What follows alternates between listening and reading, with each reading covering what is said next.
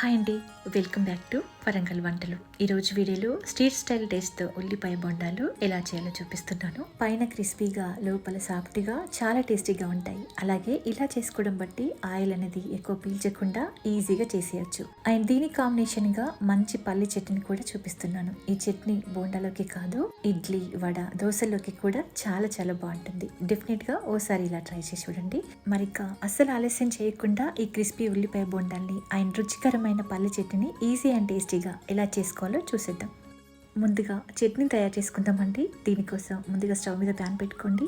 అందులోకి ఒక అరకప్పు దాకా పల్లీలు వేసి వీటిని లో ఫ్లేమ్లో బాగా వేయించండి. సో ఇలా పల్లీలు వేగి పైన పొట్టు అనేది కొంచెం సపరేట్ అవ్వాలి. అలా వచ్చేంత వరకు ఒక 4-5 నిమిషాల పాటు బాగా వేయించండి. అలాగే పల్లీలను సరిగా వేయించకపోతే చట్నీ టేస్ట్ అనేది అంత బాగా రాదు. కాబట్టి ఒక 4-5 నిమిషాల పాటు లో ఫ్లేమ్లో బాగా వేయించండి.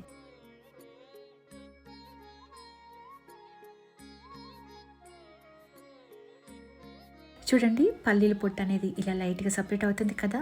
ఇలా వేయించుకున్న వీటిని ప్యాన్ల నుంచి తీసి పక్కన ఉంచండి. అలాగే మళ్ళీ ఇదే ప్యాన్లోకి ఒక 2 టీ స్పూన్ల దాకా ఆయిల్ వేయండి. ఆయిల్ హీట్ అయ్యాక ఇందులో ఒక 3 పచ్చిమిర్చిని ఇలా తుంచి వేసి ఫ్రై చేయండి.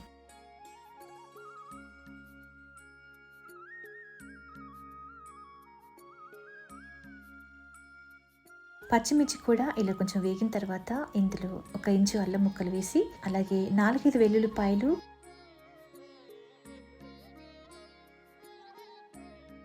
కొంచెం కరివేపాకు వేసి ఫ్రై చేయండి. కరివేపాకు, పచ్చిమిరపకాయలు ఇవన్నీ కొంచెం వేగిన తర్వాత ఇందులో కొద్దిగా కొత్తిమీర వేసి ఒక 2 సార్లు బాగా కలిపి స్టవ్ ఆఫ్ చేసేసి వీటిని పూర్తిగా చల్లారనివ్వండి. ఇప్పుడు మిక్సీ గిన్నెను తీసుకొని ఇందులో ముందు వేయించి పెట్టుకున్నాం కదా, ఆ పల్లీలు మొత్తం వేసేయండి. నేను ఇక్కడ పల్లీల పొట్టుతో పాటు వేస్తున్నాను కదా, మీకు ఇలా ఇష్టం లేకపోతే పైన పొట్టు తీసి వేసుకోండి. అలాగే ముందు వేయించి పెట్టుకున్న పచ్చిమిరపకాయలు కూడా వేసేసి, అలాగే కొద్దిగా చింతపండు కూడా వేసి, వీటితో పాటుగా ఒక చిన్న ఉల్లిపాయని ఇలా చిన్న ముక్కల కింద కట్ చేసి తీసుకోండి. ఇందులో ఇలా పచ్చి ఉల్లిపాయ వేసి చేయడం బట్టి చట్నీ టేస్ట్ అనేది చాలా చాలా బాగుంటుంది. ఇలా మీరు ఎప్పుడైనా ట్రై చేసి ఉండకపోతే ఇలా ఒకసారి తప్పకుండా ట్రై చేయండి. మీకు టేస్ట్ చాలా బాగా నచ్చుతుంది.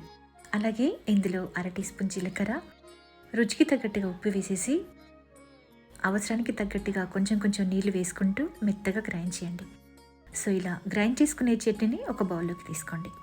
ఇప్పుడు ఇందులోకి పోపు తయారు చేసుకోవాలి. ఒక 2 టీ స్పూన్ల దాకా ఆయిల్ వేసి ఆవాలు, జీలకర్ర, శనగపప్పు, ఎండుమిర్చి, కరివేపాకు, ఇంగువ వేసి బాగా ఫ్రై చేసి ఆ పోపుని ఈ చట్నీలోకి తీసుకుని బాగా కలపండి. ఈ చట్నీ బోండాలోకి కాదు, మనం చేసుకునే ఏ బ్రేక్ఫాస్ట్ లోకైనా చాలా చాలా టేస్టీగా ఉంటుంది. సో ఇలా తయారు చేసుకునే ఈ చట్నీని రెడీగా పక్కన పెట్టుకోండి.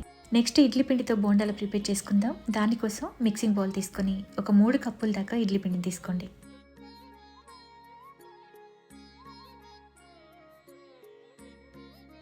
అలాగే మనం తీసుకున్న ఇడ్లీ పిండి గట్టిగా అనిపిస్తే అందులోకి పొడి పిండి ఎక్కువ వేయాల్సిన అవసరం లేదు. ఒక 1/2 కప్పు మైదా పిండిని వేసుకుంటే సరిపోతుంది. ఒక 2 టేబుల్ స్పూన్ దాకా వేసుకోవచ్చు. సో మైదా పిండి వేసాక ఒకసారి బాగా కలపండి. నెక్స్ట్ ఇందులోకి ఒక 1/2 టీ స్పూన్ దాకా జీలకర్ర వేసి, ఇప్పుడు ఇందులో ఒక ఫుల్ కప్పు దాకా సన్నగా కట్ చేసి పెట్టుకున్న ఉల్లిపాయ ముక్కలు వేసుకోండి. ఈ బోండాలో మెయిన్గా ఉల్లిపాయ క్వాంటిటీ అనేది ఎక్కువ ఉండాలి. తర్వాత ఇందులో ఒక టేబుల్ స్పూన్ దాకా సన్నగా కట్ చేసి పెట్టుకున్న పచ్చిమిరపకాయ ముక్కలు, కొద్దిగా కరివేపాకు తరుగు, సన్నగా కట్ చేసి పెట్టుకున్న కొంచెం కొత్తిమీర తరుగు కూడా వేయండి. అలాగే కావాలంటే మీరు ఇందులో కొంచెం అల్లం తరుగును కూడా వేసుకోవచ్చు. ఇప్పుడు ఇందులో రుచికి తగ్గట్టుగా ఉప్పు వేసేసి ఒక 1/2 టీ స్పూన్ దాకా వంట సోడా వేసి బాగా కలపండి. ఇందులో కొంచెం వంట సోడా వేసి చేస్తే మనం ఇడ్లీ పిండితో చేస్తున్నాం కాబట్టి బోండాలు గట్టిగా రాకుండా సాఫ్ట్గా వస్తాయి. సో ఇవన్నీ వేసిన తర్వాత పిండిలో అన్ని కలిసే విధంగా బాగా కలపండి. ఇలా కలుపుకున్నాక చూడండి, ఈ వీడియోలో చూపించిన దానికంటే పిండి పల్చగా ఉంటే కొంచెం మైదా పిండిని కానీ లేదా బియ్యం పిండిని కానీ తీసుకొని బాగా కలపండి. అలాగే పిండి ఎక్కువగా పల్చగా అయిందంటే పిండి ఆయిల్ని బాగా పీల్చేస్తుంది. కాబట్టి పిండి కన్సిస్టెన్సీ అనేది ఈ విధంగా కలిపి తీసుకోండి. సో ఇలా పిండిని కలుపుకొని ఇప్పుడు బోండాలు ఫ్రై చేసుకోవడానికి డీప్ ఫ్రైకి సరిపడా ఆయిల్ని తీసుకోండి.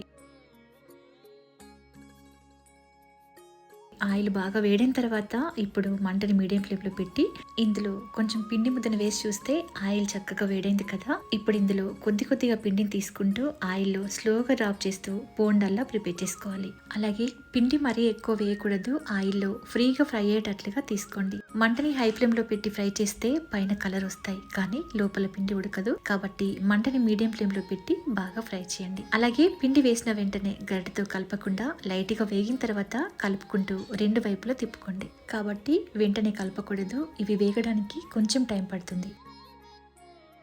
ఇవి రెండు వైపులకు కూడా ఈవెన్గా వేగి మంచి క్రిస్పీ గోల్డెన్ షేడ్ వచ్చేంత వరకు బాగా ఫ్రై చేయండి.